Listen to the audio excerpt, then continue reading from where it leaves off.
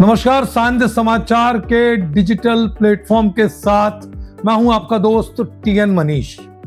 भ्रष्टाचार, रिश्वतखोरी और आम गरीब के साथ होने वाला आर्थिक अत्याचार, इसके लिए एक बड़ी व्यवस्था संचालित है जिसे हम लोकायुक्त के नाम से जानते हैं।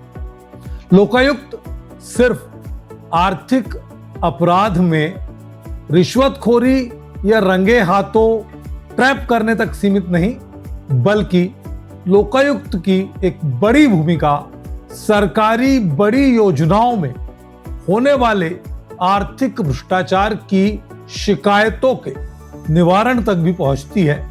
और ये बहुत अच्छा और सुखद संकेत है कि ग्वालियर लोकायुक्त में 90% से अधिक मामले अब तक इस तरह के हैं जिस पर जांच के बाद निष्पक्षता के साथ दोषी को सजा देने की स्थिति बनी है, यानी उंगली उठने का किसी तरह का कोई सवाल नहीं। और आखिर लोकायुक्त और क्या क्या करते हैं, किस तरह से लोकायुक्त की जो पुलिसिंग है वो आगे बढ़ती है, तमाम पहलू हैं जो हमें, आपको और दर्शकों को, आम लोगों को जानना बेहद जरूरी है। तो आज सांध्य समाचार का मकसद भी यह है कि आम जनता के साथ सरोकार बनाते हुए आर्थिक अपराध के शिकार होने पर उन्हें किस तरह अपराधी को सजा दिलाने की व्यवस्था दी गई है सरकारी तंत्र में, इसकी बारीकियों को समझेंगे, पहलुओं को जानेंगे। हमारे साथ खास मेहमान के तौर पर आज हैं लोकायुक्त के एसपी निरंजन शर्मा जी। आपका बहुत स्वागत करते हैं। तो सबसे पहले तो आप ये बताइए कि पुलिसिंग का तो आपका लंबा अनुभव रहा जी, और लोकायुक्त की जिम्मेदारी आप अब एसपी के बतौर निभा रहे हैं जी। ये जर्नी किस तरह से हुई, कैसे सोचा कि मैं पुलिस में ही आऊं? पुलिस मैं बचपन से ही, मेरा चूंकि वर्दी से लगाव था और जनसेवा और देशभक्ति से, मतलब मैं शुरू से एनसीसी में कैडेट रहा और सब शुरू से मैं हमेशा मेरा एक अट्रैक्शन रहा वर्दी के प्रति। तो मैंने जब एग्ज़ाम दिया और मेरा फर्स्ट टाइम में पुलिस में सिलेक्शन हो गया, तो जब से मैं लगातार सेवा कर रहा हूँ और पुलिस विभाग में मैंने अलग अलग पदों पर रहते हुए अलग अलग जिम्मेदारियां निभाई हैं और वर्तमान में भी लोकायुक्त में सेवाएं दे रहा हूँ। लोकायुक्त को पहली नजर में आम आदमी ये सोचता है कि साहब जब मैं किसी तरह किसी भ्रष्ट अधिकारी के चंगुल में फंसूंगा तब मैं पहुंचूंगा, लेकिन एक आम आदमी जिसे नहीं इतनी समझ है कि उसको क्या करना चाहिए, वो गरीब है, वो रोज खाता रोज कमाता है, लेकिन उसके साथ छोटा छोटा भ्रष्टाचार होता है जो ऐसा लगता है कि तिनका तिनका करके एक पहाड़, एक समुद्र का रूप उसके जिंदगी में लेता है। लेकिन वो जानते समझते हुए कि हस्ताक्षर 15,000 में कर रहा है, लेकिन उसको देने वाला 10,000 दे रहा है, 5,000 रुपये महीना उसकी रिश्वत में जा रहा है। ऐसे लोगों को कैसे समझाया जाए कि उन्हें क्या करना चाहिए, और लोकायुक्त की क्या डिमांड एक शिकायतकर्ता से रहती है? वैसे लोकायुक्त में जो है, जो भी आवेदक हैं, वैसे तो आजकल डिजिटल फॉर्म में और हमारे ईमेल के माध्यम से या फ़ोन के माध्यम से भी कंप्लेंट, जो हमारा टोल फ्री नंबर है उसके माध्यम से भी 24 घंटा मतलब हमारे लोकायुक्त में शिकायत की जाती है और वो संबंधित शिकायतकर्ता को वहाँ से, हमारा जो हेड ऑफिस है वहाँ से बता दिया जाता है कि संबंधित जो संभागीय पुलिस अधीक्षक हैं उनका नंबर दे दिया जाता है और वो आवेदक हमसे बात करता है। तो उसकी समस्या को सुन के, उसकी जो प्रॉब्लम है, उसके साथ जो भ्रष्टाचार हो रहा है, उसकी समस्या उसकी सुनकर हम उसको गाइड करते हैं और गाइड करने के बाद उसकी जो कंप्लेंट होती है उसकी कंप्लेंट पर कार्रवाई की जाती है। अच्छा, लोकायुक्त में आने के बाद आपको बड़ी शिद्दत से एहसास तो हुआ होगा कि अब मुझे लोकायुक्त एसपी के तौर पर इन बिंदुओं पर फोकस करते हुए आगे बढ़ना चाहिए और यहाँ मुझे लैकुना या कमी दिखती है। तो आपने किस तरह आकलन किया और कैसे अपना एक आपने वर्क चार्ट, जिसको हम कह सकते हैं कि जनता के हक में आपने तय किया, क्योंकि मैंने हमेशा आपको देखा है कि जनता के लिए आपका बड़ा समर्पण। जी जी।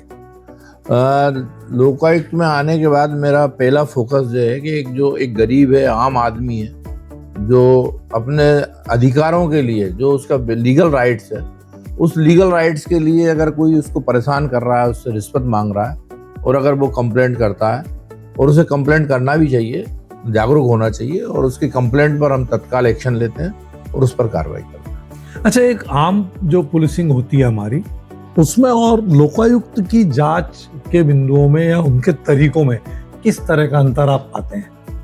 आम जो पुलिसिंग है हमारी, पुलिसिंग में अपराध घटित होने के बाद जो है आम पुलिसिंग की एंट्री होती है। जैसे कोई भी अपराध घटित होता है, क्राइम होने के बाद आम पुलिस एक्टिव होती है और आम में पुलिस का काम चालू होता है। और लोकायुक्त संगठन में जो है, चूंकि भ्रष्टाचार के संबंध में टेक्निकल साक्ष्य, एविडेंशियल साक्ष्य और काफी साक्ष्य जुटाने के बाद फिर कार्रवाई होती है, तो उसमें बड़ा टेक्निकली और डॉक्यूमेंट और जो सामने वाले की समस्या है उसको मिलाते हुए कार्रवाई की जाती है। अच्छा, व्यक्तिगत तौर पर आपको ऐसी कोई शिकायत मिली जिसने भीतर तक आपके अंदर के इंसान को झकझोरा हो कि अरे ये तो ऐसा कैसे हो गया?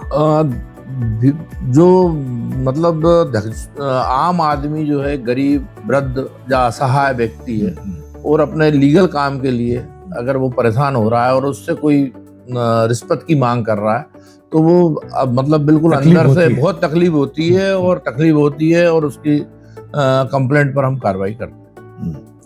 अधिकतर हमारे ग्वालियर चंबल में किस तरह की शिकायतें आपको लगता है आमतौर पर ज्यादातर देखी जा रही है? अधिकतर हमारे यहाँ पर राजस्व की, नगर निगम, नगर निकाय, शिक्षा, स्वास्थ्य और पीडब्ल्यूडी, इनसे संबंधित शिकायतें ज्यादा प्राप्त होती हैं। तो उनमें जब बारी आती है जांच की और ये देखते हैं, तो क्या ज्यादातर बस यही होता है कि जो शिकायतें आती हैं उनमें यही होता है कि रिश्वतखोरी की होती है आर्थिक अपराध में, और क्या किस तरह की शिकायत होती है विभागीय? जनरली तो शिकायत जो एक आम आदमी परेशान होता है, वो जैसे राजस्व में सीमांकन, बटांकन है ना, उसको लेके वो रोजाना चक्कर लगा रहा है और उसकी कोई सुनवाई नहीं हो रही, और उससे मतलब कोई अवैध रिश्वत की मांग की जा रही है, तो उससे वो परेशान होकर ही कंप्लेंट करने आता है और उसकी कंप्लेंट पर कार्रवाई होती है।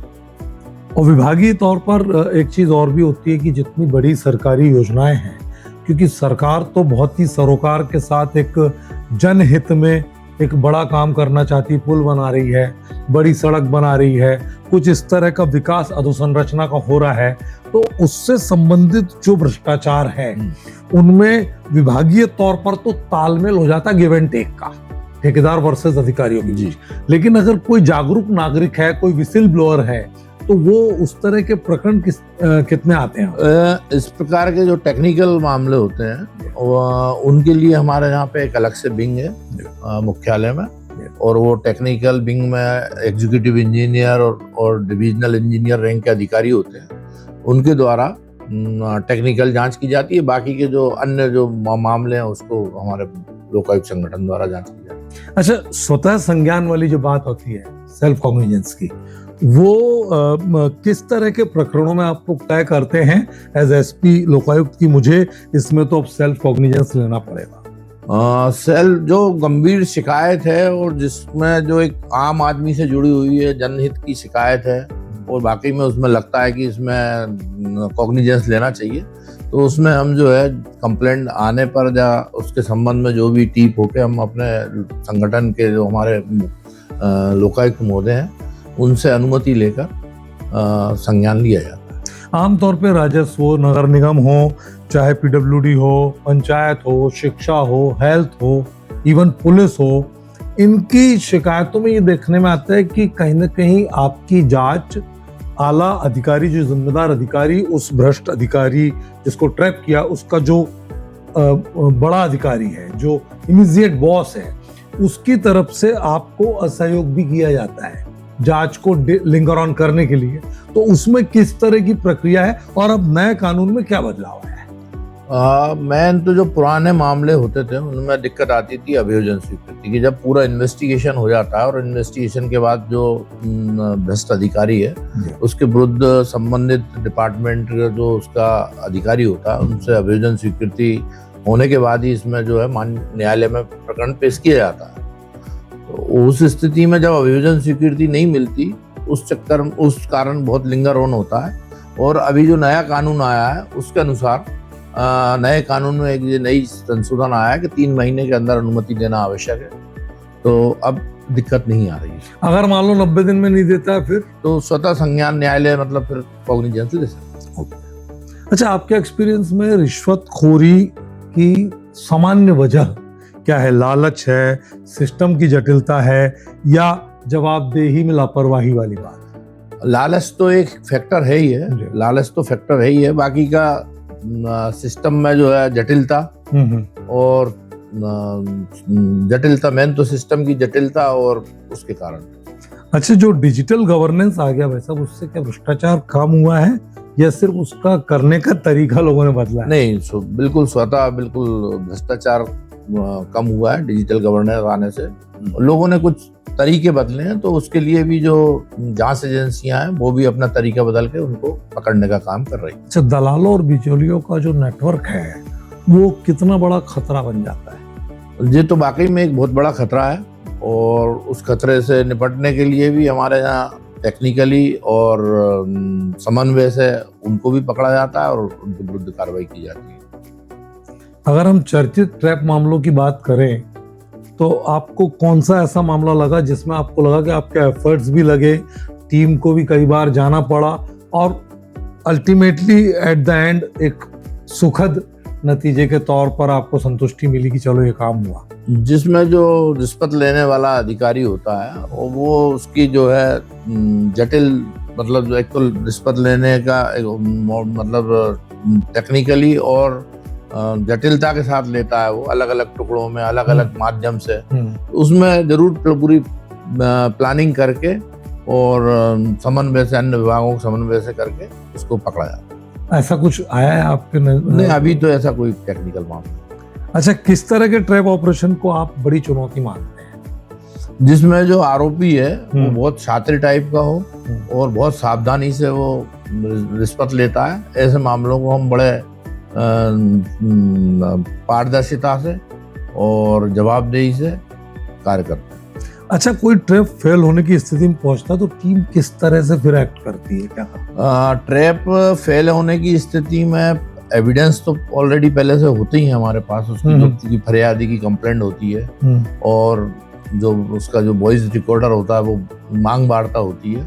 इसके अलावा हम जो साक्ष्य की पारदर्शिता को देखते हुए आगे की वैधानिक योजना बनाते हैं और उसके अनुसार कार्रवाई। अच्छा, कोर्ट ऑफ लॉ में अक्सर ये होता है कि साहब ये तो मेरी आवाज नहीं है, फिर उसका वॉइस टेस्ट कराने में जाए तो वो तो लंबा समय लगता है उसमें। हाँ, नहीं वो ये तो क्योंकि हमारे यहाँ तो फैसिलिटी 1 महीने में जांच 1 महीने में होता है, क्योंकि तो बाहर जाता है ना।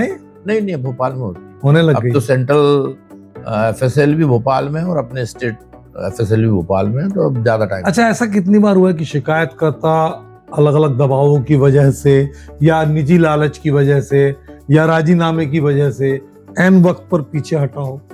ये बात स्वाभाविक है कि जो आवेदक होता है वो या तो सामाजिक कारणों से या उनके व्यक्तिगत कारणों से कभी कभी पीछे हटने लगता है, तो उसको हम उसका कानूनी अधिकार और उसकी सुरक्षा के संबंध में कभी कभी डर जाता है। वो बड़ा आदमी है और मेरा जो काम है वो काम नहीं हुआ, तो उसको हम कानूनी अधिकार के साथ उसको समझाते हैं, तो कानूनी अधिकार बताते हैं और उसके अनुसार उसको हिम्मत दिला के आगे की कार्रवाई करते हैं। अच्छा, इसमें फेक शिकायतों का कितना परसेंटेज होता है साहब? क्योंकि कई बार ऐसा होता है कि आदमी आपसी रंजिश और दुश्मनी में भी किसी के बहकावे में या किसी का टूल बन जाता है अनजाने में।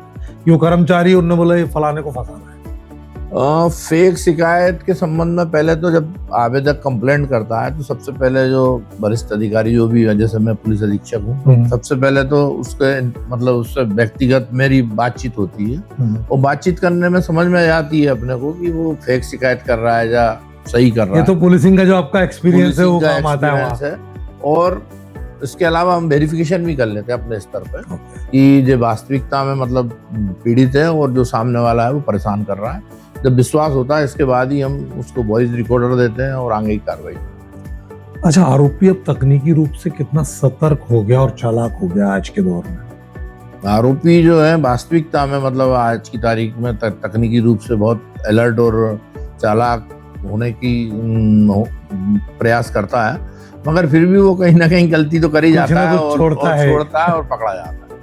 और एक है कि अब सीधे लेने रिश्वत लेने के बजाय लोग अब क्या है कि माध्यमों का इस्तेमाल कर रहे हैं, तीसरे व्यक्ति को या डिजिटल किसी माध्यम से इस तरह करते हैं, तो फिर वो कल्प्रिट या वो अपराधी कैसे कहलाते हैं? तीसरे के माध्यम से आजकल कोई भी अधिकांश काम तो बिना मोबाइल के कुछ होते ही नहीं, बात बिल्कुल। तो वो तीसरा भी जो है वो बात तो करते ही है उससे, हाँ कि फलाने ने बोला है। तो वो टेक्निकल साक्ष्य के आधार पर सिद्ध हो जाता है कि इससे कांटेक्ट था और बातचीत।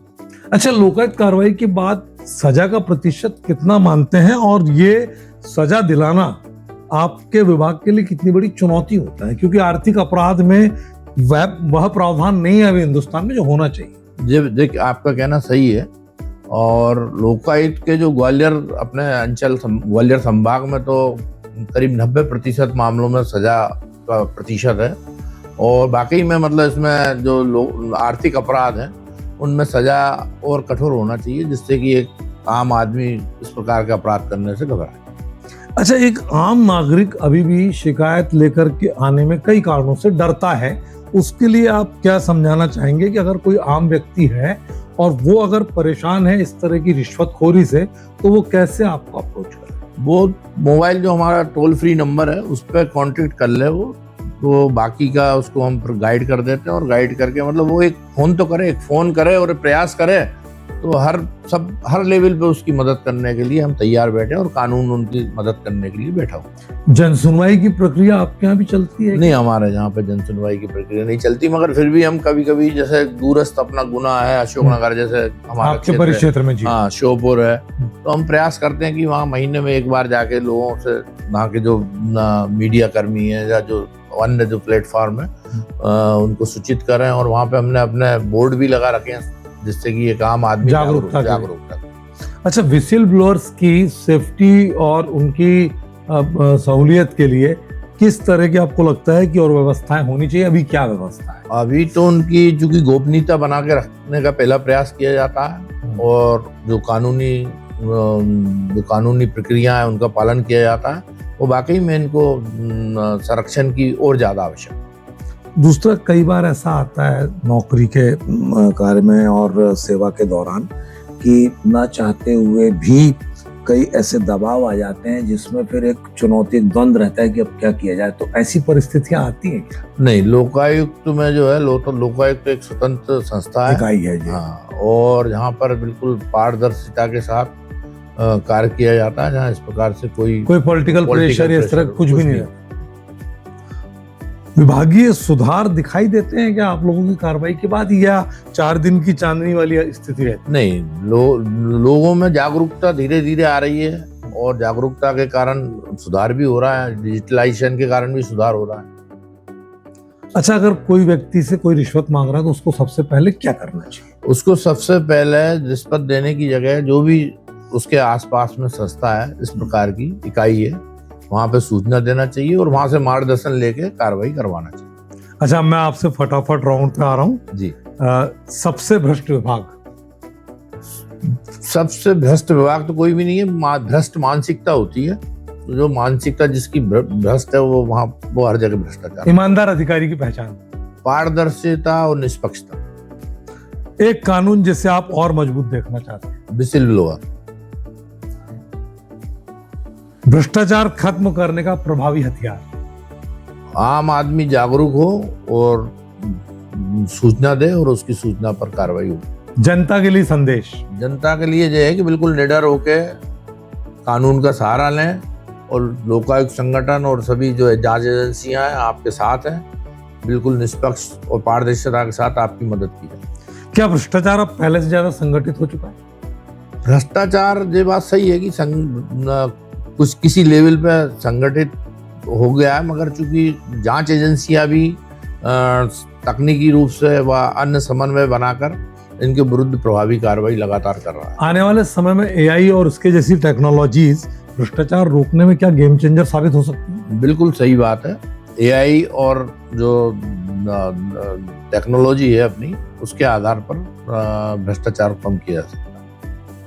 क्या ग्वालियर चंबल में भूमाफिया, खनन और राजस्व से जुड़े मामले जो शिकायतें हैं वो सबसे ज्यादा संवेदनशील माने जाएंगे? जनता से जुड़े हुए जो मामले हैं, जनहित के मामले हैं, वो संवेदनशील होते ही हैं और स्वाभाविक है कि इस प्रकार के मामले संवेदनशील होते हैं तो उन पर कार्रवाई की जाए। पूरे सिस्टम में एक बदलाव करने का अगर अधिकार मिलता है आपको तो आप क्या बदलाव चाहेंगे?